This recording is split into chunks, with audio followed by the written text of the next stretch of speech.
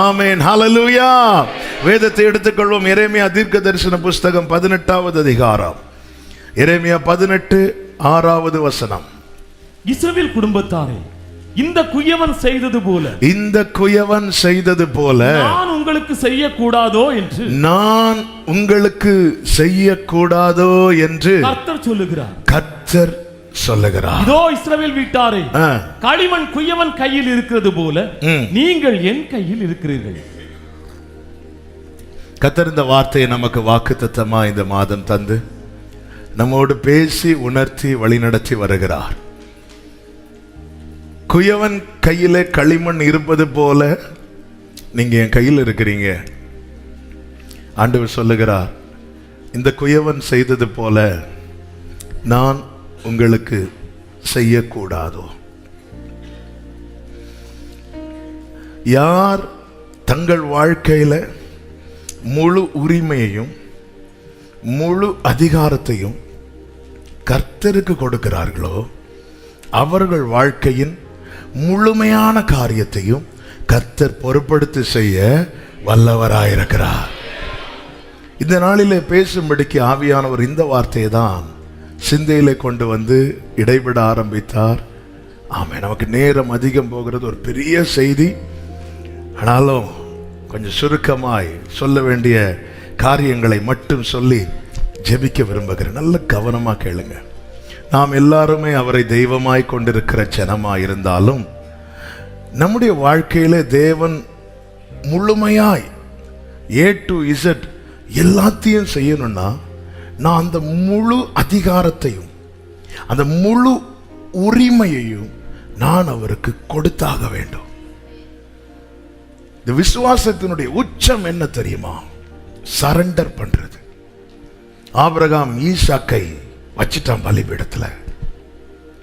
பவுல் சொல்லுகிறார், நான் அவரிடத்தில் ஒப்புவித்ததை, இந்த ஒப்புவிக்கிறது தான், ஒப்புவிக்கிறது இதுதான் நான் முழுமையா அவரை நம்புறேன் என்பதற்கான அடையாளம். விசுவாச அறிக்கை, விசுவாசத்துல பலப்படுறது, இப்படி 1000 காரியங்கள் இருந்தாலும் நான் முழுசா இயேசுவை நம்புறேன் என்பதற்கான அடையாளம் என்னவென்றால் நான் என்ன முழுசா அவர்கிட்ட கொடுத்துட்டேன். அப்படி முழுசா கொடுக்கப்பட்டவர்களுடைய வாழ்க்கையில A to Z, ஒரு சின்ன விஷயத்திலிருந்து ஒரு பெரிய விஷயம் வரைக்கும் கர்த்தர் தம்முடைய சித்தப்படி நடப்பிக்கிறவராயிருக்கிறார். ஒரு சிறந்த எக்ஸாம்பிள் வந்து ஆண்டவராகிய இயேசு கிறிஸ்துவின் வாழ்க்கை. அவருடைய பிறப்பு முதல் அவர் பயணிக்கிற கழுதை உட்பட அவருடைய மரணம், அவர் எங்கே அடக்கம் பண்ணப்பட வேண்டும் என்று அவருடைய A to Z பிதாவினுடைய பிளான் படி நடக்குது. அவருடைய பிறப்பை குறித்து சொல்லப்பட்டிருக்கிறது. எப்ராத்தா எனப்பட்ட பெத்லகேமே, நீ யூதாவுக்குள்ளே யூதாவில் 1000ங்களுக்குள்ளே சிறியதா இருந்தாலும் பிதா பிளான் பண்றார். குமாரன் அதை அக்செப்ட் பண்றார். ஏனென்றால் அவர் தம்மை கடைசி வரை கீழ்ப்படிந்தவராக, நீங்க டிசைட் பண்ணிக்கோங்க. அவருடைய ஓட்டத்தின் முடிவில், அதாவது இந்த பூமியில மனுஷகுமாரனாக வந்து நம்முடைய பாவங்களுக்காக சிலுவையில் அடிக்கப்பட்ட அந்த மரிக்கிற அந்த நேரத்தில் உம்முடைய கையில் என் ஆவியை நான் எல்லாத்தையும் ஒப்படைச்சிட்டேன், இப்போ பேலன்ஸ் இருக்கிறது இந்த ஆவி மட்டும்தான், அதையே நான் ஒப்படைக்கிறேன். ஏன்னா அவ்வளவு நம்பிக்கை அப்பா மேல. கர்த்தருக்கு மகிமை உண்டாவதாக. நம்ம வீட்டை விட்டு வெளியே போறோம், கீழே சும்மா ஒருத்தங்க பக்கத்தில் இருக்காங்கன்னு கொடுத்துட்டு போக மாட்டோம். ஒருத்தங்க மேல நமக்கு எவ்வளவு நம்பிக்கை இருக்கிறதோ அதன் அடிப்படையில் தான் நம்ம வந்து கொடுத்துட்டு போவோம். ஆண்டவர் கேட்கிற, நான் உனக்கு செய்யக்கூடாதா அப்படின்னு கேட்கிறார். இப்போ எனக்கு அவர் மேல ஒரு டவுட் இருக்கு. ஆண்டவர் நீங்க செய்யலாம், ஆனால் செஞ்சு ஒருவேளை இப்படி ஆயிட்டுனா, ஒருவேளை அப்படி ஆயிட்டுனா, இது எதை காண்பிக்கிறதுனா நான் அவரை நம்பவில்லை. ஆமாம், வேதத்தில் ஒரு சம்பவத்தை முன்வைத்து உங்களுக்கு நான் சொல்ல விரும்புகிறேன். என்னை பர்சனலாக தியானிக்க வைத்து பலப்படுத்தின ஒரு வார்த்தை. ஆமென். ஆதியாகமம் 28வது அதிகாரம் அதனுடைய 13வது வசனத்தை வாசிக்க கேட்கலாம். ஆதியாகமம் அதற்கு மேலாக கர்த்தர் நின்று, நான் உன் தகப்பனாகிய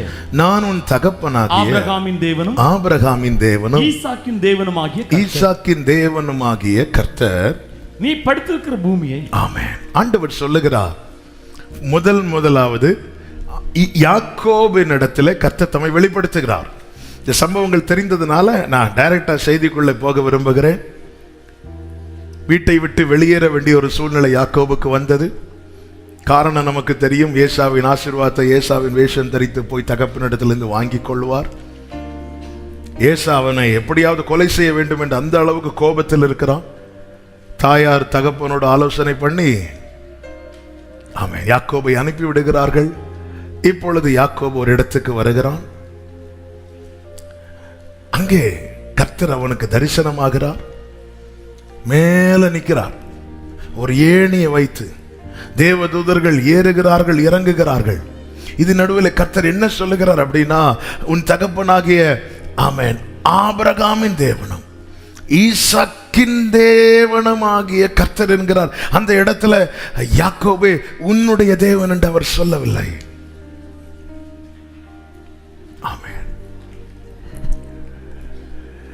ஆபிரகாமின் தேவன் என்று சொல்ல காரணம் என்ன, ஈசாக்கின் தேவன் என்று சொல்ல காரணம் என்ன? 2 பேரும் பலிபீடம் கட்டினார்கள். பலிபீடம் என்பது, நான் ஆவிக்குரிய கண்ணோட்டத்தோடு கொஞ்சம் வேகமாய் சொல்ல விரும்புகிறேன். சிம்பிளா சொல்லணும்னா 2 பேருமே தங்களை முழுமையாக அர்ப்பணித்தார்கள். முழுமையாக அர்ப்பணித்தார்கள். ஆண்டவர்கிட்ட எந்த கண்டிஷனுமே வைக்கல. ஆபிரகாம் கண்டிஷன் வைக்கல. ஆண்டவர் நீ புறப்படுங்கிறாரு. நான் புறப்பட்டா எனக்கு என்ன தருவீங்க? எனக்கு குழந்தை தருவீங்களா? எனக்கு அப்படி செய்வீங்களா? எந்த டிமாண்டும் கிடையாது, எந்த கண்டிஷனும் கிடையாது. ஏன்னா தன்னை அர்ப்பணித்தான். ஈசாக்கும் அப்படிதான். பஞ்சகாலத்துல எல்லாரும் எகிப்தை நோக்கி போகும்போது கர்த்தர் ஈசாக்கின் இடத்துல சொல்றார், நீ அப்படி போகாதென்றார். உட்கார்ந்துட்டான். ஆபிரகாம் ஆதியாகமம் 12 13 பலிபீடம் கட்டுவதை பார்க்க முடியும். ஆதியாகமம் 26 ஈசாக்கு பலிபீடம் கட்டுகிறான்.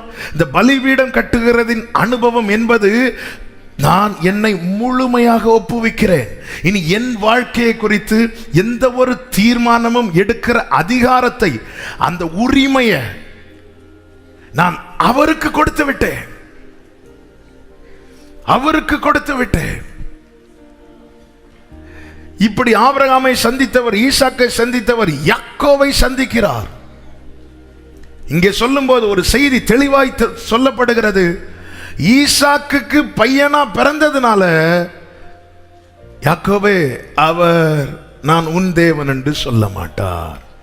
ஒரு பாஸ்டருக்கு பிள்ளையா பிறந்ததுனாலயோ, ஒரு விசுவாசிக்கு பிள்ளையா பிறந்ததுனாலயோ, ஒரு பெந்தேகோஸ்தே அனுபவத்திலே வளர்ந்ததுனாலயோ அவங்க ரட்சிக்கப்பட்டார்கள், ரட்சிக்கப்பட்டவர்கள் என்று ஆகிவிடாது.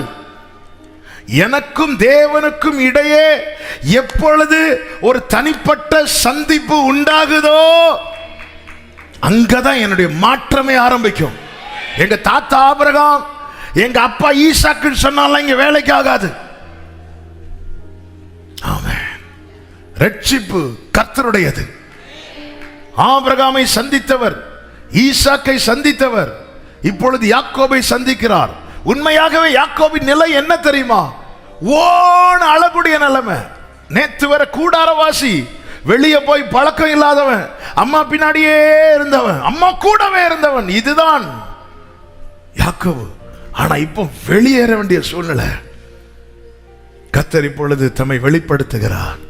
ஆண்டவருடைய எதிர்பார்ப்பு என்னவா இருந்திருக்கும் தெரியுமா?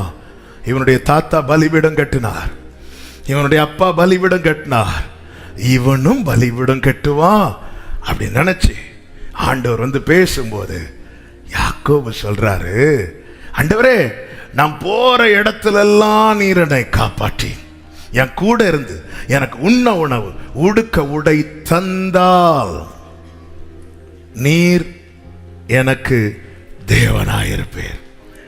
இந்த கண்டிஷன் ஆபிரகாம் வைக்கல, இந்த கண்டிஷனை ஈசாக்கு வைக்கல. ஆனா யாக்கோபு கண்டிஷன் வைக்கிறான். கண்டிஷனை வைக்கிறவங்க தங்களை அர்ப்பணிக்க முடியாது. அடுத்து இன்னொன்னு சொல்றான், இப்படி எல்லாம் நீங்க எனக்கு செஞ்சா நான் உமக்கு தசம பாகம் தருவேன். நாம் எல்லாம் யாக்கோபா இருந்து திருப்தி ஆகிறோம். ஆபிரகாம் சொல்லல, நீங்க எனக்கு பிள்ளை தந்தால், என்னை வீட்டை விட்டு வாங்குறீங்க, எனக்கு அங்க ஒரு நல்ல வீடு தந்தா, அங்க ஒரு 10 சென்ட் இடம் தந்தா, நீர் தான் தேவன். கண்டிஷனுக்கு ஏன் அவங்கள பலிபீடம் கட்டுறாங்க. ஈசாக்கு கண்டிஷன் வைக்கல. ஆண்டவர் சொல்றாரு, நீ எங்க எகிப்துக்கு போகாம இங்கே இருந்தார். இங்க இருந்தா எனக்கு அது கிடைக்கும், இது கிடைக்கும், எந்த கண்டிஷனுமே வைக்கல. அதனாலதான் அவன் ஏசேக்கிலே துறவு தோண்டும் போது சத்துருக்கள் வந்து மூடி போட்டார்கள், முறுமுறுக்கவில்லை. காரணம், இந்த பாதையில் என்னை கர்த்தர் நடத்துகிறார். சித்னாவிலே வந்து மூடி போட்டார்கள். நன்றாய் புரிந்து கொள்ளுங்கள், கர்த்தர் என்னை நடத்துகிற பாதையில எனக்கு ஒரு நம்பிக்கை உண்டு என்ற நிச்சயத்தோடு தொடர்வீர்களே, ஆனால் உங்கள் கண்கள் ரெகோபோத்தை காணும் என்பதில் எந்த சந்தேகமும் கிடையாது. ஆமென். ரெகோபோத்திலிருந்து பெயர்சபாவுக்கு போகிறான், அங்கே பலிபீடம் கட்டுகிறான். ஆண்டவர்ட்ட எந்த கண்டிஷன் வைக்கல, ஆனா யாக்கோபு வைக்கிறான் கண்டிஷன். நீங்க எனக்கு இப்படி இப்படி செஞ்சீங்கன்னா நீர் என் தேவன். ஆமென். அது மாத்திரம் இல்ல, நான் என்னை முழுசாலாம் தர முடியாது, வேணா 10ல் 1 தரேன். ஆமென். தசமபாகம் பைபிள் கணக்குப்படி தசமபாகம்னா 10ல் 1. 10ல் 1 என்ன? 1 உங்களுக்கு,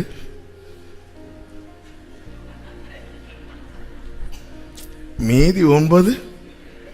இந்த 1 நீங்க என்ன செஞ்சீங்கன்னு நானும் கேட்க மாட்டேன். இந்த 9 நான் என்ன செய்யறேன்னு, இதான் மியூச்சுவல் டீலிங். சண்டே உமக்கு, மண்டே டு சாட்டர்டே எனக்கு. சண்டே என்னை தருகிறேன் உம் கரத்தில், என்ன வேணாலும் செய்யுங்க, நான் கேட்க மாட்டேன். ஆனா திங்கள்ல இருந்து சனி வரைக்கும் நான் என்ன செஞ்சேன்னு நீங்களும் இப்படி இருந்தால். இப்ப தெரியுதா யார் யாக்கோபுன்னு? அடுத்த ஆள சொல்லும் போது நல்ல சுகமா இருக்கும். இப்பதான் தெரியுது, ஓ நம்மளை தான் சுத்தி வளைச்சு நம்ம இப்படிதானே கண்டிஷன் வச்சு இந்த டீலிங்ல தானே போயிட்டு இருக்கிறோம். அதாவது இந்த பொருத்தனை வைக்கிறோம், என்ன எப்படி வைக்கிறோம், எது நமக்கு ரொம்ப கம்ஃபர்டபுளா இருக்கும், என்ன செய்யலாம், என்ன பொருத்தனை வைக்கலாம். ரைட் ரைட், அப்படி இப்படி செஞ்சா, அது செஞ்சா, இது செஞ்சா, ஆண்டவர் ஒரு சாட்சி எழுதி கொடுத்துற, முடிஞ்சு. பொருத்தனை எது எனக்கு இது பிரச்சனை இல்லை, 10ல் 1 போனா போட்டோம், பிரச்சனை இல்லை. சரி சண்டே தானே, சண்டே ஆண்டவர் கொடுத்துரும். அதாவது என் லைஃப் நீங்க தீர்மானிக்க கூடாது. ஆண்டவரே, நான் ஒரு டீல் சொல்றேன் உங்களுக்கு, இது ஓகேனா நீர் என் தேவனா இருப்பீர். ஆபிரகாம் அப்படி சொல்லல, ஈசாக்கு அப்படி சொல்லல. இந்த இடத்துல வந்து அவர் யாக்கோபே நான் உன் தேவன் என்று சொல்லல, தேவனால சொல்ல முடியல. யாக்கோபு என்ன சொல்லுகிறான் தெரியுமா? அதனுடைய 20வது வசனத்துல, அப்பொழுது யாக்கோபு, தேவன் என்னோட இருந்து நான் போகிற இந்த வழியிலே என்னை காப்பாற்று. அதன் அர்த்தம் என்ன? நான் ஒரு பாதையில போகணும்னு தீர்மானிச்சுட்டு, ஆண்டவரே நான் அதுல தான் போவேன், நீங்க என் கூட இருந்து என்னை காப்பாத்துங்க. அர்ப்பணிக்கிறவனுடைய அடையாளம் என்ன தெரியுமா? ஆபிரகாமுக்கும் லோத்துக்கும் இடையில ஒரு சின்ன வாக்குவாதம் வருகிற சூழ்நிலை வந்துச்சு. உடனே ஆபிரகாம் சொன்ன, நமக்குள்ள வாக்குவாதம் வேண்டாப்பா, தேசம் எல்லாம் இருக்கு, உனக்கு எந்த வழியை போகணுமோ, நீ ரைட்ல போனா நான் லெஃப்ட்ல போறேன், நீ லெஃப்ட்ல போனா நான் ரைட்ல போறேன், நீ ஃப்ரண்ட்ல போனா நான் பேக்ல போறேன், நீ பேக்ல போனா நான் ஃப்ரண்ட்ல போறேன்னு சொல்லிட்டு லோத்து கண்களை ஏறெடுத்து பார்க்கிறான். அப்பொழுது அவன் சோதோமுக்கு போயிட்டான். அப்போ இவன் ஒரு பக்கம் போனா ஆபிரகாம் இன்னொரு பக்கம் போயிருக்கணும். ஆபிரகாம் போகல, ஆபிரகாம் வெயிட் பண்றார். எதற்காக? ஆபிரகாம் சரண்டர் பண்ணிட்டார். நான் எங்கே செல்ல வேண்டும், எங்கு செல்ல வேண்டும், என்ன சொல்ல வேண்டும், வழி நடத்தும். இதான் அர்ப்பணிக்கிறவன் ஒரு பாதையை தீர்மானிச்சுட்டு வந்து ஆண்டவர்கிட்ட என்ன இதுல நடத்துங்கன்னு கேட்க மாட்டான். நாம எல்லாம் இன்னும் யாக்கோபா தான் இருக்கிறோம். ஆண்டவரே இந்த பாதையில நான் போறேன், என்ன காத்துக்கோங்க, இந்த பாதையில் என்ன நடத்துங்க. ஆபிரகாம் லோத்து பிரிந்து போனதும் ஆபிரகாம் வெயிட் பண்றான். ஆமென். 14வது வசனம், ஆதியாகமம் 13:14. லோத்து ஆபிரகாமை விட்டு பிரிந்த பின்பு கர்த்தர் ஆபிரகாமை நோக்கி, உன் கண்களை ஏறெடுத்து நீ இருக்கிற இடத்திலிருந்து இன்னும் நகரல்ல. ஆபிரகாம் நகரல்ல. என வாழ்வின் பாதையை தீர்மானிக்கிற அதிகாரத்தை ஆபிரகாம் தானும் எடுக்கவில்லை, தன் மனைவியின் இடத்திலும் கொடுக்கவில்லை, தன்னை அழைத்த தேவனிடத்தில் கொடுத்திருக்கிறார். இவனே பலிபீடம் கட்டுகிறவன், இவன் தான் பலிபீடம் கட்டுகிறவன். நான் எங்க இருக்கணும், எங்க போகணும், எப்படி இருக்கணும், எனக்கு செவ்வையாய் 1000 வழிகள் தோன்றலாம், ஆனால் கர்த்தர் நியமித்த பாதை மட்டுமே எனக்கு ஜீவன் இருக்கிறது. மனிதனுக்கு செவ்வையாய் தோன்றுகிற வழிகள் அநேகம் உண்டு, அவைகளின் முடிவோ மரணம் என்று வேதம் சொல்லுகிறது. கர்த்தருக்கு மகிமை உண்டாவதாக. இப்பொழுது கர்த்தர் சொல்லுகிறார், நீ இருக்கிற இடத்திலிருந்து உன் கண்களை ஏறெடுத்து நோக்கி பார். ஆண்டவர் காட்டி தர்றது வரைக்கும் வெயிட் பண்றான். இவனே அர்ப்பணிக்கிறவன். ஆனா யாக்கோபு அப்படி கிடையாது. யாக்கோபு சொல்ல, நான் போகிற இந்த வழி, ஒரு சந்திப்புக்கு பிறகும் எவன் ஒருவன் தன் பாதையை மாற்றாமல் தொடருகிறானோ அவன் தனக்கு கொடுக்கப்பட்ட கிருபைகளை எல்லாம் போக்கடித்துக் கொண்டிருக்கிறான். அப்போஸ்தலனாகிய பவுல் பாதை மாறி ஓடினவன் தான், ஆனால் தேவனோடு உள்ள சந்திப்புக்கு பிறகு அவன் தன் பாதையை மாற்றிவிட்டான். அதனால் அவன் சொல்லுகிறான் தைரியமாய், நான் தேவனுடைய கிருபையை விருதாவாக்குகிறதில்லை. தேவனோடு உள்ள ஒரு என்கவுண்டர், ஒரு சந்திப்புக்கு பிறகும் நான் என் பழைய பாவத்தை, என் பழைய காரியத்தை, என் பழைய வாழ்க்கையை நான் தொடருவேனே. ஆனால் நான் என்ன செய்து கொண்டிருக்கிறேனா, எனக்கு கொடுக்கப்பட்ட கிருபைகளை நான் போக்கடித்துக் கொண்டிருக்கிறேன். எவனுக்கு அதிகம் கொடுக்கப்பட்டது அவனிடத்தில் அதிகம் கேட்கப்படும் என்று வேதம் சொல்லுகிறது. வருகை குறித்து சொல்லும் போது தேவன் கணக்கு கேட்க வருகிறார். பலனை கொண்டு வருகிறவராய் மாத்திரமல்ல, அவர் கணக்கு கேட்க வருகிறவராய் காணப்படுகிறார். தேவனோடு உள்ள சந்திப்பை காயின் பெற்றுக்கொண்ட பிறகும் அவன் தன் வழியை மாற்றவில்லை. அதன் அடையாளம் தான் பாவம் வாசற்படியில படுத்திருக்கிறது. காயினே, நேத்து நீ என்ன பாவம் பண்ணிட்டு வந்தியோ அதே பாவத்தை ஆராதனை முடிச்சுட்டு போய் பண்ண போகிற. பாவம் வாசற்படியில படுத்திருக்கிறது. ஈசாக்கு அதனாலதான் காயினால பலி அர்ப்பணிக்க முடியவில்லை. அவன் முதற் பலனை கொண்டு வைத்தான். ஆனா ஆபேல் அப்படி இல்லை, அவன் பலி செலுத்துறான். லேட்ஸ்ல எல்லாம் பலி செலுத்த முடியாது, பெஸ்ட் இதை கொண்டு வச்சா டீலிங் முடிஞ்சு. ஆனா ஆபேல் அப்படி கிடையாது, அவன் பலி செலுத்துறான். பலி செலுத்துவதின் அடையாளம் என்ன? கம்ப்ளீட்டா சரண்டர் பண்ற ஆண்டவரே. எனவே தான் விசுவாச வீரர்கள் பேர் எழுதப்படும் போது ஆபிரகாம் விசுவாசிகளின் தகப்பனாக இருந்தாலும் முதல் பேரை கர்த்தர் ஆபேல் பேரை தான் எழுத வச்சார். நமக்கு எது ஓகேன்னு தோணுதோ அதை ஆண்டவருக்கு செஞ்சுட்டு அதுல நாம திருப்தி அடைகிறோம், நாம் அதுல குளிர் காஞ்சிட்டு இருக்கிறோம். நான் என்ன செய்ய சித்தமாயிருக்கிறேன். யாக்கோபு வீட்டை விட்டு புறப்பட்டு வந்ததும் வேதத்தில் ஒரு வார்த்தை எழுதப்பட்டிருக்கிறது. ஆதியாகமம் 28வது அதிகாரம் அதனுடைய 11வது வசனம். ஒரு இடத்திலே வந்து சூரியன் அஸ்தமித்தபடியினாலே. நான் ஆவிக்குரிய கண்ணோட்டத்தோடு உங்களோடு கூட செய்தியை பகிர்ந்து கொள்ளுகிறேன். இந்த வார்த்தையை நன்றாய் மனதில் வைத்துக் கொள்ளுங்கள். அவன் வாழ்க்கையிலே சூரியன் அஸ்தமித்தது. தகப்பன் ஆசீர்வாதத்தை வைத்ததும் அவன் நினைச்சிட்டான் இனி என் வாழ்க்கை பிரகாசமாகிவிடும் என்று. இல்லை, அவன் நினைப்பதற்கு மாறாய் நடக்கிறது. அவன் வாழ்க்கையில சூரியன் அஸ்தமித்தது. வேதத்தில் எழுதப்பட்டிருக்கிற ஒவ்வொரு வார்த்தையிலையும் 1000 அர்த்தங்கள் உண்டு. அதை படித்து விட்டு போவதற்கல்ல. அவன் வாழ்க்கையில சூரியன் அஸ்தமித்து விட்டது. ஆனால் கர்த்தர் அவனை சிநேகித்தபடியினாலே வேதத்தில் சொல்லப்பட்டிருக்கிற தீர்க்க தரிசன வார்த்தை என்ன? இதோ இருள் பூமியையும் காரிருள் ஜனங்களையும் மூடும், ஆனாலும் கர்த்தர் உன்மேல் உதிப்பார். அதன் அடையாளம் தான் அவனுக்கு கர்த்தர் தம்மை காண்பித்துக் கொடுக்கிறார். ஹல்லேலூயா. எல்லா நம்பிக்கையும் அற்று போகிற இடத்துல ஒரு தேவ பிள்ளை நோக்குகிற ஒரே திசை எங்க தெரியுமா? ஆமென். ஹல்லேலூயா. அதற்கு மேலாக கர்த்தர் நின்றார். அவன் அந்த இடத்திலிருந்து அவன் அப்பான்னு கூப்பிட்டா ஈசாக்குக்கு கேட்காது, அம்மான்னு கூப்பிட்டா ரெபெக்காளுக்கு கேட்காது, அண்ணான்னு கூப்பிட்டா ஏசாக்கு கேட்காது. ஆனா ஆண்டவரேன்னு கூப்பிட்டா என் தேவனுக்கு கேட்கும். எந்த ஒரு சூழ்நிலையில ஆண்டவர் ஆகார் இடத்துல என்ன சொன்னா தெரியுமா? பிள்ளை இருக்கும் இடத்திலே அதன் சத்தத்தை கேட்டு ஈசாக்கு யாக்கோபு எழும்பி, இந்த இடம் எவ்வளவு பயங்கரமா இருக்கிறது, இது தேவனுடைய வீடே அல்லாமல் வேற அல்லன்னு சொல்லிட்டு சிம்பிளா டீலிங் முடிச்சிட்டு போயிட்டாரு. எங்க போறாரு? 29வது அதிகாரம் 1வது வசனம். யாக்கோபு பிரயாணம் பண்ணி கீழ் திசையாரின் தேசத்திலே போய் சேர்ந்தான். இந்த பாதை அவனே டிசைட் பண்ணது. கிழக்கு திசையை நோக்கி போகிறான். ஆமா, இந்த கிழக்கு திசை என்பது வேதம் எதை காண்பிக்கிறது? ஆதியாகமம் 4வது அதிகாரம் அதனுடைய 16வது வசனத்தில் காயின் போன இடத்தை காண்பிக்கிறது.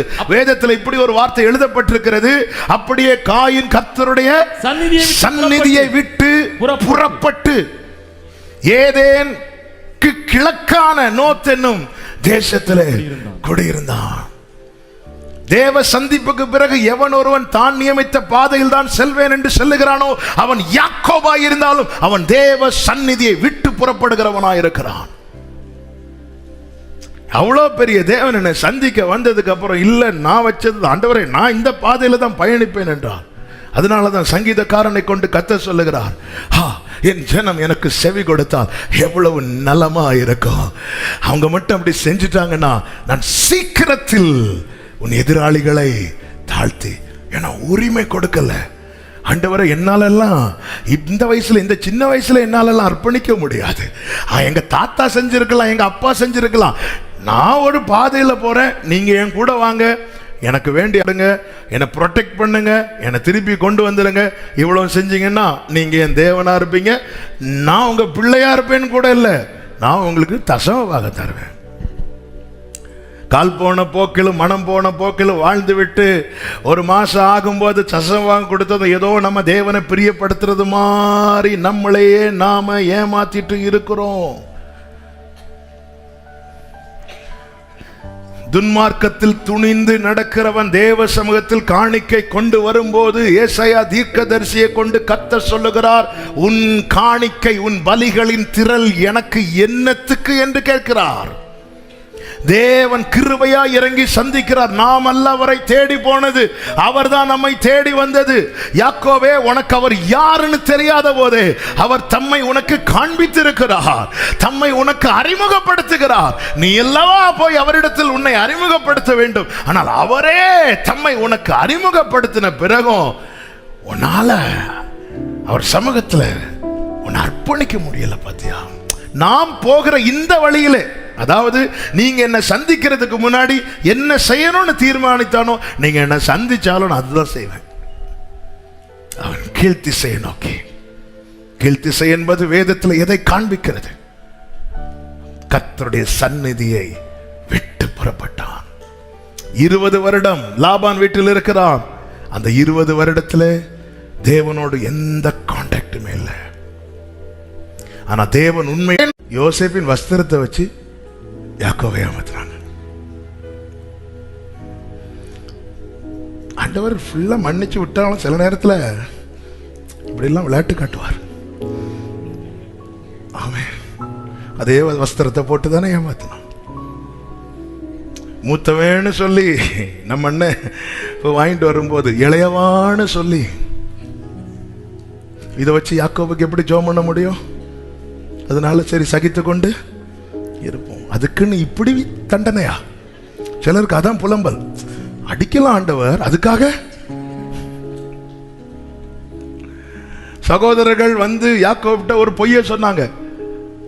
அவனை துஷ்ட மிருகம் கடிச்சு 20 வருஷம் 22 வருஷம் கழிச்சுட்டு யாக்கோபு சொல்றாரு, சார் யோசேப்பு சொல்றாங்க, நீங்க போய் அப்பா கிட்ட சொல்லுங்க அவன் உயிரோடு இருக்கிறான்.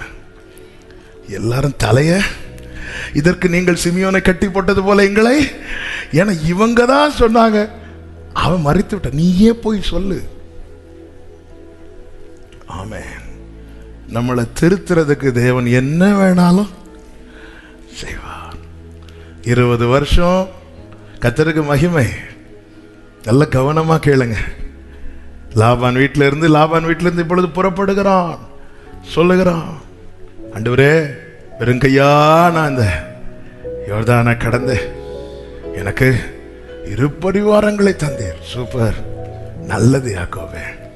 இப்பொழுது லாபான் என்ன செய்கிறான் என்றால் யாக்கோபுக்கு தீங்கு செய்ய வரான். வரும்போது கர்த்தர் லாபானோடு இடைபடுகிறார். அவனுக்கு தீங்கு ஒண்ணு செஞ்சிடாத. இப்பொழுது லாபான் வந்து யாக்கோபின் இடத்துல சொல்லுகிறான். 31வது அதிகாரம் 29வது வசனம். உங்களுக்கு பொல்லாப்பு செய்ய எனக்கு வல்லமை உண்டு, ஆகிலும் உங்கள் தகப்பனுடைய தேவன், உங்கள் தகப்பனுடைய தேவன், நீ யாக்கோபுடைய நன்மை என்று தீமை ஒன்றும் பேசாதபடி எச்சரிக்கையா இருந்தார். என்ன சொல்றார் லாபான்? உங்கள், எப்படி சொல்லிருக்கணும் யாக்கோபே? உன் தேவன் என்று சொல்ல வச்சிருக்கணுமா வேண்டாமா? 20 வருஷம் அந்த வீட்டுல இருந்தல்ல யாக்கோபே. டெய்லி பார்க்கிற, டெய்லி பேசுற. அவனுக்கு தெரியாது, அவன் விக்கிரகத்தை வழிபடுகிறவன். நீ வாக்குத்தத்த பிள்ளை. 20 வருஷம் லாபான் வீட்டுல இருந்து புறப்படும் போது யாக்கோபே இதை கேட்கும் போது உனக்கு அசிங்கமா இல்ல? இதை கேட்கும் போது உனக்கு வெட்கமா இல்ல? 2 பெரிய பரிவாரங்கள் நீ சொல்லுகிற சாட்சி அல்ல பெரிய சாட்சி. பெரிய சாட்சி என்ன தெரியுமா? உன்னோடு இருக்கிறவங்க சொல்லணும், உன் தேவன் பெரியவர் என்று. உன் தகப்பனுடைய தேவன் என்றல்ல, உங்க தாத்தாவின் தேவன் என்றல்ல. இத்தனை வருஷம் இருந்ததுக்கு அப்புறம் லாபானால அவர் உன் தேவன் என்று சொல்ல முடியலன்னா, யாக்கோபே நீ அந்த கிருபையை வேஸ்ட் பண்ணிட்டு தானே இருக்கிற. நாம எல்லாம் வீடு இருக்கு, கார் இருக்கு. கர்த்தர் நன்மையும் கிருபையும் வாழ்க்கை ஃபுல்லா தொடர பண்ணுவாருங்க. ஆனா இதை வச்சுட்டு சாட்சின்னா என்னங்க? நான் சைக்கிள்ல போன எனக்கு கார் தந்தார், இது ஒரு சாட்சி. இது சாட்சி இல்லைன்னு சொல்லல. அதே நேரத்தில் நான் இருந்த பட்டணத்தில் அவன் என் தேவன் என் மூலமா அறியப்பட்டார்னா, பட்டணத்தை விடுங்க, நாம தங்கி இருக்கிற வீட்டில் இருக்கிறவங்க, ஏ உன் தேவன் பா. நேபுகாத்நேச்சார் சொல்ற, ஏ தானியேலின் தேவன் பெரிய தேவன். அபிமெலேக்கு ஆபிரகாம் சொல்ற, நீ உன் தேவனிடத்துல வேண்டிக்கொள். 20 வருஷம் இருந்ததுக்கு அப்புறமும் கேட்டா சொல்லலாம், எங்க தாத்தா பாஸ்டர், எங்க அப்பா பாஸ்டர். நான் 20 வருஷம் விசுவாசி, நான் 20 வருஷம் ஊழியக்காரன் சொல்றதுக்கு ரொம்ப அழகா இருக்கு. ஆனா உன்னை சூழ்ந்து இருக்கிறவங்க, எனக்கு இப்ப பாத்தீங்களா உன்னுடைய போக்கஸ் இதுல இருக்கு. ஆனா ஒரு லாபானால கூட எப்படி சொல்லுவான் லாபான்? யாக்கோபுக்கு சொல்ல முடியலையே. அதே 31வது அதிகாரம் 42வது வசனத்தை வாசிங்க. என் பிதாவின் தேவனாகிய, என் பிதாவின் தேவனாகிய ஆபிரகாமின் தேவன், ஈசாக்கின் பயபக்திக்குரியவரும் என்னோடு இராமற் போனால், அந்த இடத்துல கூட யாக்கோபுக்கு என் தேவன் என்று சொல்ல முடியலையே. எப்படி முடியும்? பலிபீடம் கட்டலையே. சும்மா பாடலாம், அர்ப்பணிக்காம அந்த உரிமை என்னைக்கு நம்ம கொடுக்க கேட்ட. நான் 20 வருஷம் சர்ச்சுக்கு வரேன். என் கூட இருக்கிறவங்க என் பரிவாரங்களை பார்த்து புகழ்றதை விட அவரை என் தேவனாய் பார்த்து மகிமைப்படுத்துவார்கள் என்றார்.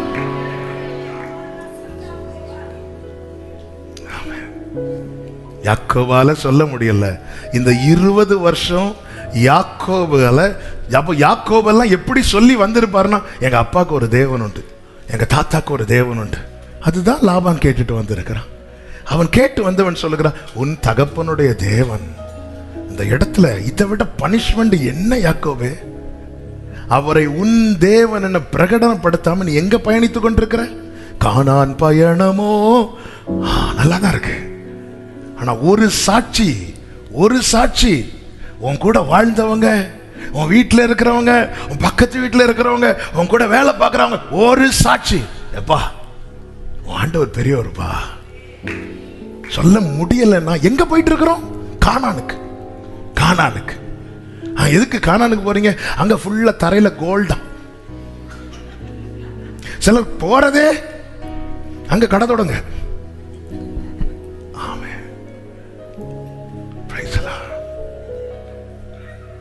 லாபான் வாரம் 20 வருஷம். பாருபா, உங்க அப்பாக்கு தேவன் என்கிட்ட சொன்னார். யோசுவா ஊழியத்தை எப்படி தொடங்கினார் தெரியுமா? யோசுவா 1:1 சொல்லப்பட்டிருக்கிறது, மோசையின் ஊழியக்காரனாகிய யோசுவா கடைசி அதிகாரத்தில் எப்படி முடியுது தெரியுமா? கர்த்தருடைய ஊழியக்காரனாகிய யோசுவா. இதுதாங்க நிறைவான ஓட்டம். ஆமென். ஹல்லேலூயா. நான் ஊழியம் செய்கிறேன். என்னுடைய ஓட்டம் பாஸ்டர் ஜாய்சனுடைய மகனாக முடியக்கூடாது, கர்த்தருடைய தாசனாக தான் முடியணும். ஃபோக்கஸ் இன்னைக்கு ஃபோக்கஸ்ல என்ன? அவங்க வீடு கட்டிட்டாங்க, அவங்க கார் வாங்கிட்டாங்க, அவங்க அதை பண்ணிட்டாங்க. அவருடைய தயவு உனக்கு என்ன தரணுமோ அதை தந்துட்டு இருக்கு.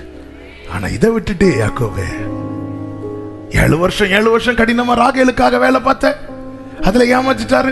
ஆனாலும் ராகன் மேல் இருக்கிற அன்பினால 7 வருஷம் அவனுக்கு 7 நாள் மாதிரி கழிந்தது. இன்னும் 6 வருஷம் எல்லாத்திலையும் போக்கஸ் பண்ண. ஆனா கடைசியில என்ன சொல்லிட்டு லாபன் அனுப்பி விட்டானா, உன் தகப்பனுடைய தேவன். இது ஆரம்பத்தில் நல்லா இருக்கலாங்க, ஆனா இத்தனை 20 வருஷம் தேவ தயவை ருசித்த பிறகும் என்னை பார்க்கிறவர்களால என் தேவன் என்று அவர்களுக்கு சொல்ல முடியலன்னா நான் என்ன வாழ்க்கை வாழ்ந்துட்டு இருக்கிறேன்? நான் என்ன வாழ்க்கை வாழ்ந்துட்டு இருக்கிறேன்? நான் இப்ப கிருபையை வேஸ்ட் பண்ணிட்டு தானே இருக்கிறேன். அப்ப என் கிருபையெல்லாம் இந்த இம்மைக்கான காரியத்துக்காக செலவு பண்ணிட்டு தானே இருக்கிறேன்.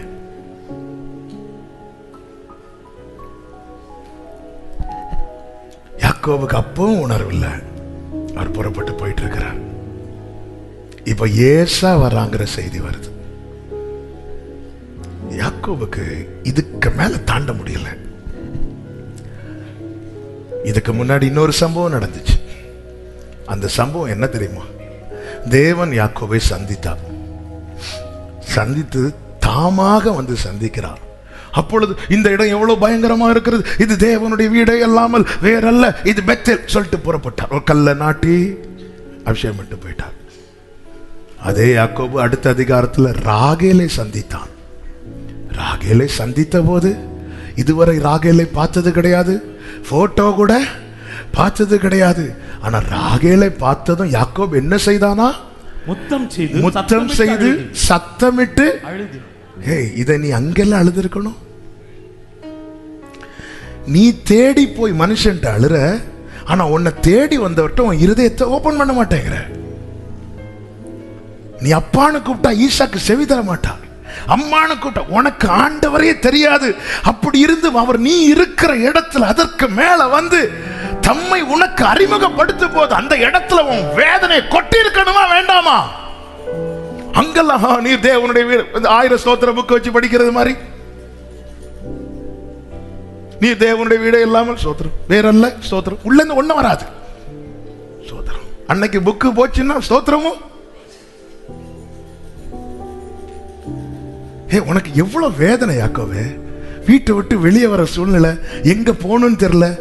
உன் வேதனையை பார்த்து இனி அவன் என்ன தேடுவான்னு பார்த்துட்டு இருந்தா அவன் துக்கத்தில் அழிய கூட வாய்ப்பு இருக்குன்னு சொல்லி அவரா உன்னை தேடி வந்ததுக்கு அப்புறம் ஆண்டவரே, அவன் ஒரு ஆகாருக்கு அவர்கிட்ட அழ முடிஞ்சது. ஆபிரகாமின் சந்ததி உனக்கு அழ முடியல பாரு. உனக்கு அழணும்னா ராகேல் வேணும்.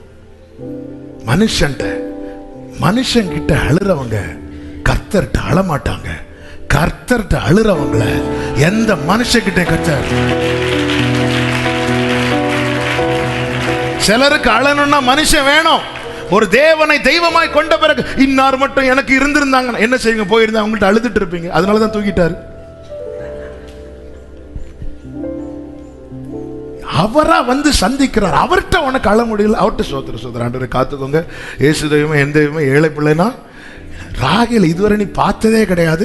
ஓடி போய் கழுத்தை கட்டி அணைத்து முத்தமிட்டு சத்தமிட்டு ஏதாவது மாற்றம் வந்துச்சா? ஒரு மாற்றம் கிடையாது. ஃபுல்லா ஏமாற்றம் தான். மனுஷன் அழுதா என்னதான் கிடைக்கும்? ஏமாற்றம் தான் கிடைக்கும். இப்பொழுது 32வது அதிகாரத்தில் பெனியேல் யாபோக்காட்டின் கரையில யாக்கோபு தனித்திருக்கிறான். இரக்கமுள்ள ஆண்டவர், சரி நான் மேல இருந்து அவன் கீழே இருந்ததுனால ஒருவேளை அவனுக்கு என் கூட பேசாம இருந்திருக்கலாம் சொல்லி அங்க வந்து அவரும் உட்கார்ந்துட்டார்.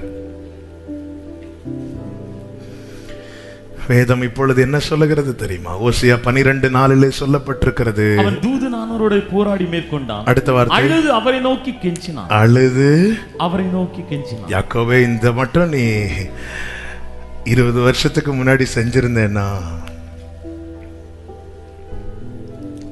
அர்ப்பணிப்பதனுடைய முதல் அடையாளம் என்ன தெரியுமா? அழுகை. அர்ப்பணிப்பதின் முதல் அடையாளம் என்ன தெரியுமா?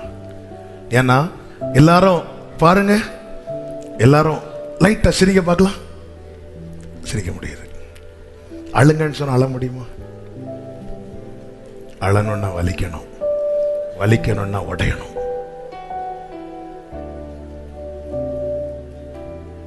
இயேசு கண்ணீரை துடைக்கிறவர். ஆனா சித்தத்துக்கு ஒப்பு கொடுப்பதின் அடையாளமாக கெத்செமனேயிலே போய் அழுதார்.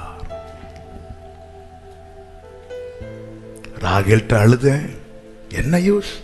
மாமாட்ட அழுத, என்ன யூஸ்? என்ன யூஸுங்க? யாக்கோபு இப்ப அழுறான், அழுறான்.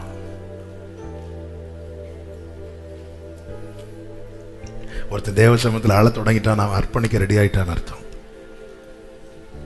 இப்போ ஆண்டவர் அவன் அடுத்த ஸ்டெப்பு கொண்டு போகிறார். என்ன கொண்டு போகிறார்னா, உன் பேர் என்ன? அடுத்த நிலை என்ன தெரியுமா? நீ ஒத்துக்கொள்ளணும், நீ ஒத்துக்கொள்ளணும், உன் பிள்ளைகளை ஒத்துக்கொள்ளணும், நீ யாருன்னு ஒத்துக்கொள்ளணும். உன் பேர் என்ன? அர்ப்பணிப்பதனுடைய 2வது அடையாளம், நான் ஒத்துக்கொள்ளணும். நான் பாவி ஆண்டவரே, நான் மீறிட்டேன் ஆண்டவரே. யாக்கோபு ஒத்துக்கொண்டான், நான் யாக்கோபு. எங்க அண்ணன் காலை பிடிச்சு இழுத்தவன், எங்க அண்ணன் பசியில வந்தப்போ அதை வச்சு பேரம் பேசினவன், எங்க அண்ணனை ஏமாத்தினவன், எங்க அண்ணனை வஞ்சித்தவன், எங்க அப்பாவை ஏமாத்தினவன். நான் தந்திரம் உள்ளவன், நான் என் சுயத்தை நம்பி இருக்கிறவன். நான் தான் யாக்கோபு. ஆண்டவர் சொல்றார், நான் போயிட்டு வரேன். இல்ல, நீங்க போகக்கூடாது. நான் போகக்கூடாது. நான் அவனை தொடலாமா?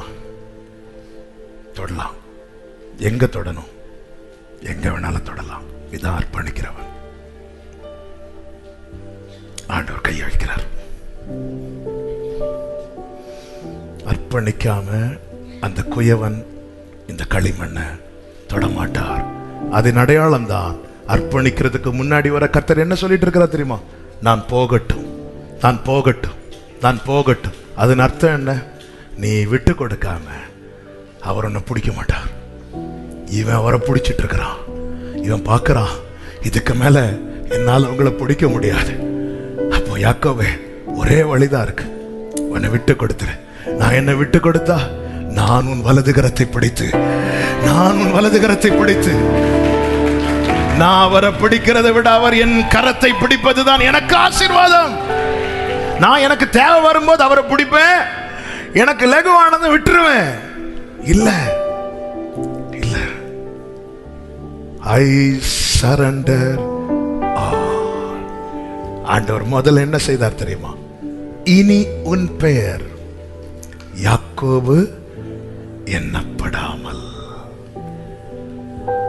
எப்பொழுது ஒருவன் தன்னை முழுமையாய் தேவனிடத்தில் அர்ப்பணிக்கிறானோ அவனுடைய முந்தினவைகள் நினைக்கப்படுவது இல்லை, பூர்வமானவைகள் சிந்திக்கப்படுவதில்லை. இதோ நான் புதிய காரியத்தை தோன்றுகிறேன், அது இப்பொழுதே தோன்றும். முழுமையாக அர்ப்பணித்த போது கர்த்தர் அவனை இஸ்ரவேல் என்று அழைத்தார். அவனை பிளஸ் பண்ணிட்டு கடந்து போனார். வேதம் சொல்லுகிறது 31வது வசனம், அவன் பெனியேலை கடந்து போகையில், அவன் பெனியேலை கடந்து போகையில் சூரியன் உதயம். நல்ல கைகளை தட்டி ஆண்டவருக்கு மகிமை. ஹalleluya! அங்கே அஸ்தமித்த சூரியன். அவன் வருஷம் போச்சு நினைச்சு கலங்காதீங்க. எத்தனை காரியங்கள் மறைஞ்சிட்டு, ஆதி அன்பு மறைந்து போனது. அந்த விசுவாச ஜீவியம், அந்த கர்த்தருக்காய் பாராட்டின அந்த வைராக்கியம் இனி அவ்வளவுதான், எனக்கு ஃபியூச்சரே கிடையாது, எனக்கு எதிர்காலமே கிடையாது, நான் நாட்களை வீணாக்கிட்டேன், என் காலத்தை வீணாக்கிட்டேன், எல்லாத்தையும் வீணாக்கிட்டேன்னு சொல்லிட்டு இனி நாம் இருக்கிறது மாதிரி வாழ்ந்துட்டு போலான்னு சொல்லிட்டு வாழ்ந்து கொண்டிருக்கிற சகோதரா சகோதரா, இன்னைக்கு ஒரு பெனியேல் எக்ஸ்பீரியன்ஸ் கர்த்தர் உங்களுக்கு தர விரும்புகிறார். நீ 10ல் 1 கொடுத்தது போதும், உன்னை முழுமையாய் கொடுக்க கர்த்தர் விரும்புகிறார். என்னை கொப்புவித்தே நின் மனம் போல் நடத்தையா, என்னை கொப்புவித்தே நின் மனம் போல் நடத்தையா. பெத்தேல் எக்ஸ்பீரியன்ஸ்ல இருந்து இந்த பெனியேல் எக்ஸ்பீரியன்ஸுக்கு உங்களை கர்த்தர் அழைக்க விரும்புகிறார். இந்த பெனியேலின் அனுபவம், அங்கிருந்து அவன் போகும்போது பார்க்கிற பார்வைக்கு அவன் நொண்டி நொண்டி போறது மாதிரி இருக்கலாம், ஆனால் அவன் கர்த்தரால் தொடப்பட்டவன். உலகம் சொல்லும், ஏன் நீ இப்படி நொண்டுறையே? அவன் சொல்லுவான், நான் அதை பார்க்கல, கர்த்தர் என்னை தொட்டு விட்டார், கர்த்தர் என்னை தொட்டு விட்டார், கர்த்தர் என்னை தொட்டு விட்டார். யாக்கோபை 20 வருஷத்துக்கு முன்னாடி தொட வேண்டியது, நீ அர்ப்பணிக்கல, நீ 10ல் 1 கொடுத்துட்டு எஸ்கேப் ஆயிட்ட. ஆமே, ஆண்டவர் சொல்ல, என் ஜனமாகிய குமாரத்திய கேட்கலாம், ஏன் ஆண்டவர் தொடையை தொட்டார்? எலும்புகள்லயே பெரிய எலும்பு தொடை எலும்பு தான் பெரிய எலும்பு. இந்த யாக்கோபுடைய ஸ்டோரி நீங்க பாத்தீங்கன்னா, அவன் கம்ப்ளீட்டா தன்னுடைய சுயத்தை அவனுடைய, அதனாலதான் தந்திரத்தை வெளிப்படுத்தி கொண்டே இருந்தான். எவன் ஒருவன் தந்திரமாய் ஒரு காரியத்தை செய்யறான், அவன் சுயத்தை சார்ந்திருக்கிறான்னு அர்த்தம். ஆண்டவருக்கு மந்திரமும் பிடிக்காது. ஆமென். ஆண்டவர் தொட்டார். அர்ப்பணிக்கிறவன்ட்டு ஆண்டவர் சொல்ற இந்த மெசேஜ் என்ன தெரியுமா? நீ விட்டுட்ட, நான் பார்த்துக்கிறேன், அவ்வளவுதான். நீ வச்சுட்ட, நான் பார்த்துக்கிறேன். இப்போ ஒரு கான்வர்சேஷன் நடக்குன்னு வைங்களா, ஆண்டவரே எப்படி ஆண்டவரே, உங்க அப்பா ஈசாக்கு தெரியுமா? ஆமா. கத்திக்கும் அவன் கழுத்துக்கும் இடையில 1 அடி தூரம் தான். ஆனா ஈசாக்குக்கு அப்பா, ஈசாக்கிட்ட கர்த்தர் பார்த்து கொள்வார் சொன்னதும் பலிபீடத்துல விட்டுட்டான். அவன் மேல ஒரு கீறல் கூட விழாதபடி நான் பாதுகாத்ததுனாலதான் யாக்கோபே நீ பிறந்த. அன்னைக்கு நாங்க விட்டிருந்தா இன்னைக்கு யாக்கோபுங்கிற ஒருத்தனே இல்ல. உங்க அப்பாவையே நான் விடல, உன்னை விடுவானா? 1000 தலைமுறைகளுக்கு இரக்கத்தை காக்கிறவன். அதுக்கப்புறம் தானே ஈசாக்கே பிறந்தான். நம்ம எல்லாம் இன்னைக்கு என்ன நினைச்சிட்டு இருக்கோம்? ஐயோ ஆண்டவரே, என் பிள்ளை பிறக்குது, எனக்கு வயசாகுது, இதான் செய்ய முடியுமா? பிள்ளை எப்ப பிறந்துச்சு? பல மரண கண்ணிக்கு அப்புறம் தானே, பல மரண கண்ணிக்கு அப்புறம் தானே. சின்ன வயசுல ஈசாக்கு பலிபீடத்துல வச்சுட்டு கத்தி முனையில இருக்கிறான். அவன் கல்யாணத்தை பத்தி யோசிச்சிருப்பானா? கல்லறையை பத்தி தான் யோசிச்சிருப்பான். எங்க வைக்க போறாவளோ? பைபிள் என்ன சொல்ல தெரியுமா? அந்த மோரியா மலையிலிருந்து இறங்கி வரும்போது ஆபிரகாமுக்கு ஒரு செய்தி வருகிறது. என்ன செய்தி தெரியுமா? ரெபேக்காள் பிறந்திருக்கிறாள். அதை 22 படிச்சு பாருங்க. பலிபீடத்தில் வைக்கப்பட்டவனுக்காக அநேக காரியங்கள் பிறப்பிக்கப்பட்டு கொண்டே இருக்கும்.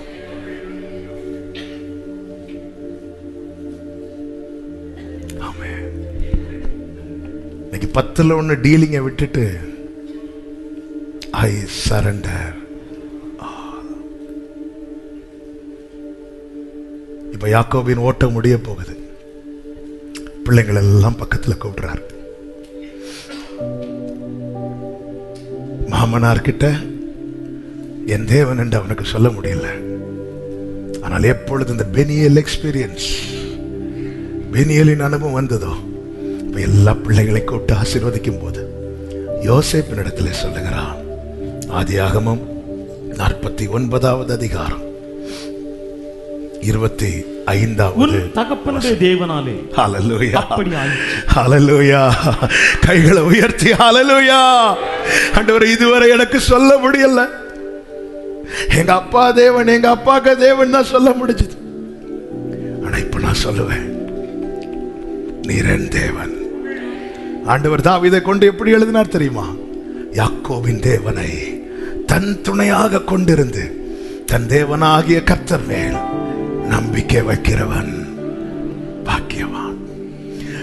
மோசே இஸ்ரவேல் ஜனத்துக்கு அனுப்பும் போது மோசே கேட்கிறார், ஆண்டவர் உம்முடைய நாமம் என்ன?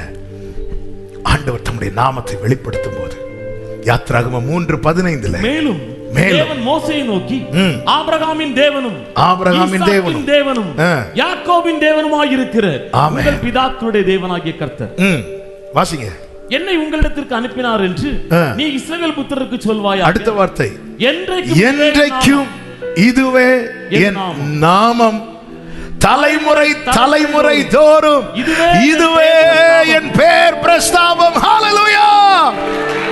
ஆண்டவருடைய ஏக்கத்தை பாத்தீங்களா? ஏதோ இஸ்ரவேலுக்கு சொல்லிட்டு விட்டார்னா ஓகே. ஆண்டவர் சொல்றார், இந்த நாமம் யாத்ராகமத்தோட முடியாது, தலைமுறை தலைமுறை என் பேர். ஒரு அர்ப்பணிப்பு தலைமுறை தலைமுறை தோறும் தொடருகிற ஆசீர்வாதமாய் மாறுகிறது. யாக்கோபு கையில கோலுதான் இருந்துச்சு, ஆனா பையன் ராஜாவா இருக்கிறான். தலைமுறை தூக்கிடுவாரு. ஒரு அர்ப்பணிப்பு தலைமுறை அனுபவிக்க வைப்பார். நான் தாழ்மையோடு இந்த வார்த்தையை சொல்றேன், என் தகப்பனாருடைய அர்ப்பணிப்பு இன்னைக்கு இந்த ஆசீர்வாதத்தை நாங்க பார்த்துட்டு இருக்கிறோம். அர்ப்பணிப்பு ஒரு பெனியல் எக்ஸ்பீரியன்ஸ். ஐயோ, நாட்கள் போயிட்டு வருஷம் போயிட்டு இனி அவ்வளவுதான். கிருபை வேஸ்ட் பண்ணாத. நான் பாடினோம், கிருபையை விருதா வாக்கிடேன் என்று. யாக்கோபுக்கு 20 வருஷம் கழிந்தோம், சான்ஸ் கொடுக்கிறார். இன்னைக்கு ஒரு சான்ஸ். ஆண்டவரே, 10ல் 1 பாதியா முக்காலா இல்ல, முழுவதுமாக. அற்பமான வாழ்வு அற்புதமாய் மாற அனைத்தையும் தந்தே ஆட்கொள்ளும் தேவா. நான் சிறுகவும் நீர் பெருகவும் தீபத்தின் திரியாய் எடுத்தார். கொஞ்சம் அப்படி ஜெபம் பண்ணலாம். முடிந்தவர்கள் முழங்கால் படியிட்டு அல்லது நின்னோ, உங்களுக்கு எப்படி வசதி.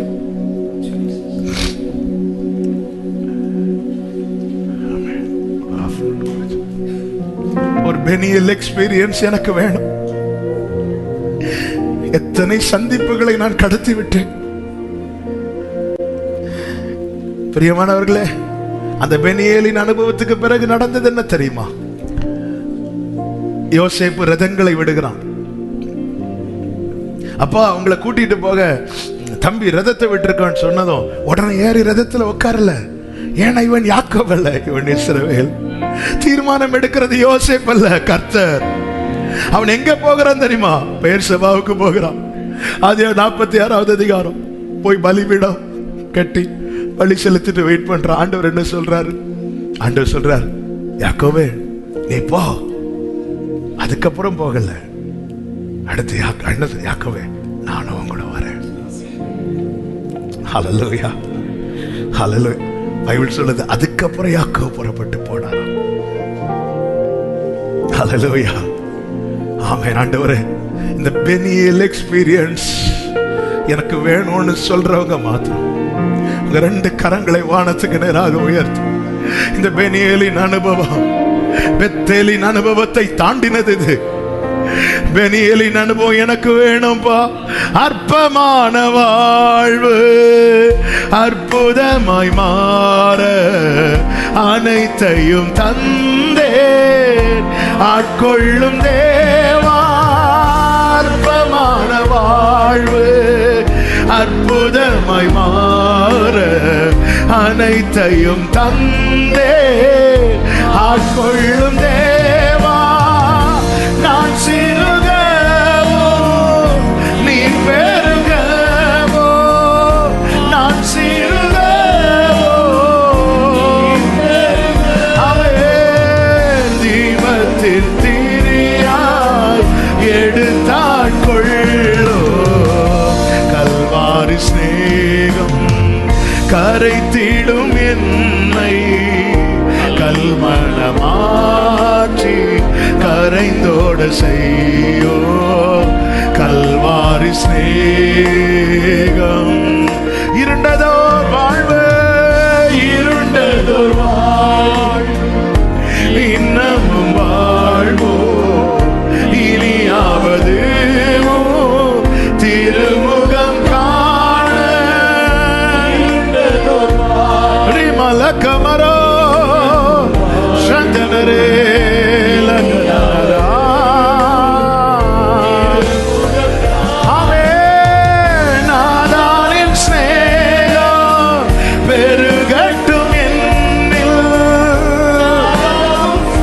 லோரி. ஆமென். என்னை காணுவோ நாதாவும் ஸ்நேகம்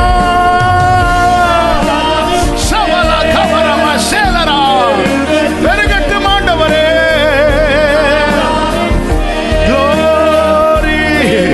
என்னை காணுவோர் உம்மை காணட்டும். ஆமென்.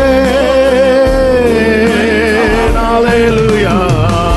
கல்வாரி சிநேகம் கரைத்திடும் என்னை, கல்மணமாற்றி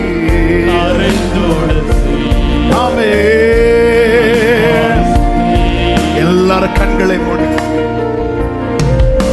ஆண்டவரே, பெத்தேலில் எடுத்த தீர்மானம் அல்ல, இந்த பெனியேலிலே உண்டான அர்ப்பணிப்பு.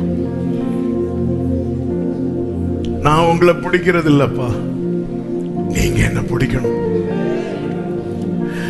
என் தேவைக்கு நான் உங்களை யூஸ் பண்றது இல்லப்பா, எப்பவுமே நீங்க. ஐ சரண்டர். என்ன கம்ப்ளீட்டா, எனக்குள்ள 1000 வழிகள் இருந்தது, அதெல்லாம் வேண்டாம், உங்க சித்தம் மாத்திரம். அப்படி சொல்றவங்க உங்க கரங்களை உயர்த்தி நீங்க இப்ப ஜெபம் பண்ணுங்க. யாக்கோபிட்ட கேட்டார்ல, உன் பேர் என்ன? அவன் ஒரே வார்த்தையில எல்லா ஸ்டோரியும் சொல்லிட்டான். நான் யாக்கோபு, நான் என் சுயத்தை நம்பி இருந்தவன், தந்திரத்துல வாழ்ந்துடலாம் நினைச்சவன், ஏமாற்றி வாழ்ந்தவன், வஞ்சித்து வாழ்ந்தவன். அப்ப நான் யாக்கோபு. கண்ணீரோடு நீ ஒன்னு ஆண்டவரிடத்துல ஒத்துக்கொள், ஆண்டவர் தொடுவார். அவர் உன் தொடைய தொட்டு சொலுக்குனது தண்டனை இல்ல, தண்டனை இல்ல, உனக்கான மாற்றம். மாற்றம். அழிக்க வந்த ஏசா அழுதுட்டு போயிட்டான். உன்னை அவர் தொட்டா உன்னை சூழ்ந்திருக்கிற கடினத்தன்மை எல்லாம் மாறிடும், மாறிடும்.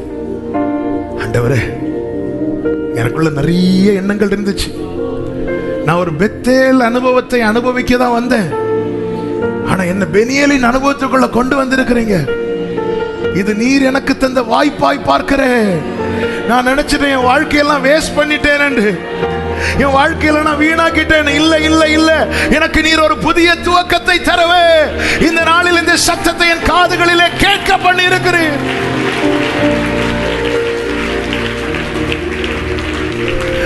என்ன தொடுங்கப்பா. ஒரு 2 நிமிஷம் ஜெபம் பண்ண முடியுமா? நீங்க ஜெபிக்கலனாலும் பரவாயில்ல, உங்க விண்ணப்பத்தை கண்ணீரா அவரை நோக்கி அழுது கெஞ்சினா. ராகேல் அழுது என்ன பிரயோஜனம்? எனக்கு உம்மை விட்டா யாரும் இல்லப்பா,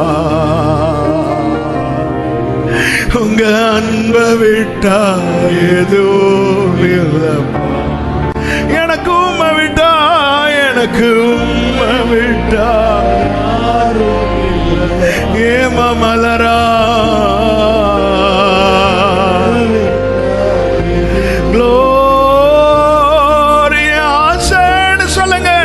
என் ஆசை நீங்கப்பா, என் தேவ நீங்கப்பா, என் சொத்து நீங்கப்பா, என் சொந்த நீங்கப்பா, என் ஆசை நீங்கப்பா,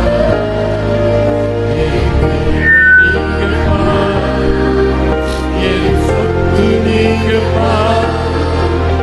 அப்படி ரெண்டு கைகளை உயர்த்தி அற்பமான வாழ்வு, அற்பமான வாழ்வு அற்புதமாய் மாற அனைத்தையோ எனக்கு அந்த பெண்ணியலின் அனுபவத்தை தாங்கப்பா, என்னை தொட்டு மாற்றுங்கப்பா. நீர் என் தேவனாய் அறியப்படுவதை நான் கேட்க விரும்புகிறேன், காண விரும்புகிறேன்.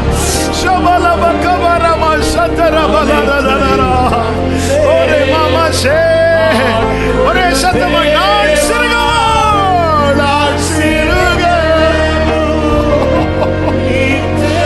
ஏ மாமலரே செலக்கமாமரோ,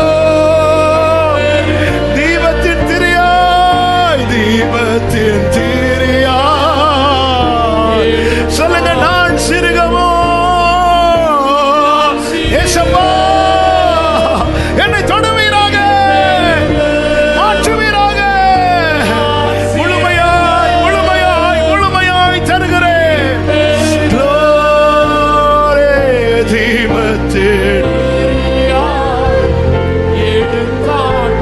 நல்ல தகப்பனே, கண்ணீரோடு உம்முடைய சமூகத்தில் அர்ப்பணித்த ஒவ்வொருவரையும் உம்முடைய திரு சமூகத்தில் தான். 20 வருஷம் போனதை யாக்கோபு நினைச்சிருக்கலாம், இனி அவ்வளவுதான். அதனாலதான் பிந்தி தனித்திருந்தான். ஆண்டவர் அவனுக்கு ஒரு செகண்ட் சான்ஸ். பெத்தேலின் அனுபவத்தை நீ கோட்டை விட்டுட்ட, இந்த பெனியலின் அனுபவத்தை விட்டுறாத சகோதரா, விட்டுறாத சகோதரி.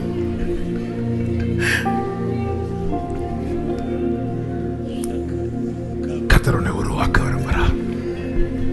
எல்லாத்துக்கும் மேல கர்த்தர் உன் தேவனாய் அறியப்பட விரும்புகிறார். நீ இருக்கிற வீட்டுல, நீ நிந்தைய சுமக்கிற வீட்டுல, நீ நெருக்கத்தை அனுபவிக்கிற சூழ்நிலையில கர்த்தர் உன்னுடைய தேவனாய் அறியப்பட விரும்புகிறார். உன் நண்பர்கள் மத்தியில, உன் சொந்தங்கள் மத்தியில ஒரு யூதனுடைய வஸ்திர தொங்கலை 10 பேர் பிடித்துக் கொண்டு கர்த்தர் உங்களோட இருக்கிறார், நாங்களும் வருகிறோம், இந்த தீர்க்க தரிசன வார்த்தை உங்கள் மேல் நிறைவேறுவதாக என்று இயேசு கிறிஸ்துவின் நாமத்திலே சொல்லுகிறேன். உன்னை நிந்தித்தவர்கள், பரிகாசம் பண்ணினவர்கள், ஒதுக்கினவர்கள், துன்பப்படுத்தினவர்கள் வந்து சொல்ல போறாங்க, உன் தேவன் பெரியவர்ப்பா. ஆமென். 2 கைகளை உயர்த்தி, தகப்பனே உங்களை நம்பி என்ன சரண்டர் பண்றேன்ப்பா, உங்களை நம்பி என்ன சரண்டர் பண்றேன். நீங்க நடத்துவீராக.